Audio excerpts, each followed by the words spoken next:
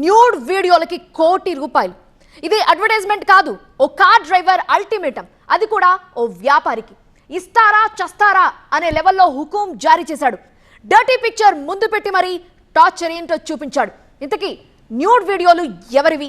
వ్యాపారి మెడకి ఎందుకు చుట్టుకుంటున్నాయి? ఇఫ్తికార్ ఓ కార్ డ్రైవర్. తను అందరిలా కాదు, మరో రకం చీటర్.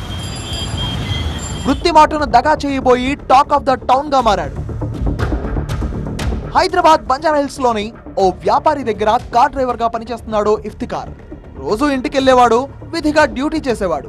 ఆ క్రమంలోనే యజమాని భార్య ఇఫ్తికార్ కి కనెక్ట్ అయింది. మొదట్లో బయటకెళ్లి ప్రైవేట్ గా మాట్లాడుకునేవారు.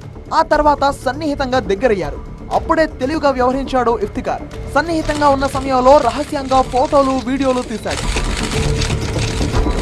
తన సెల్ ఫోన్ లో రికార్డ్ చేసిన ఫోటోలు, వీడియోలను ఓ ఫైన్ డే వ్యాపారవేత్తకు సెండ్ చేశాడు ఇఫ్తికార్. అవి చూసి మైండ్ బ్లాక్ అయ్యేలోపు వ్యాపారికి కాల్ చేశాడు. ₹1,00,00,000 ఇస్తే సరే, లేదంటే వీడియోలన్నీ ఫోన్ సైట్ లో అప్లోడ్ చేస్తానని బెదిరించాడు ఇఫ్తికార్. కార్ డ్రైవర్ ఇచ్చిన ఝలక్తో వ్యాపారవేత్త తల పట్టుకున్నాడు.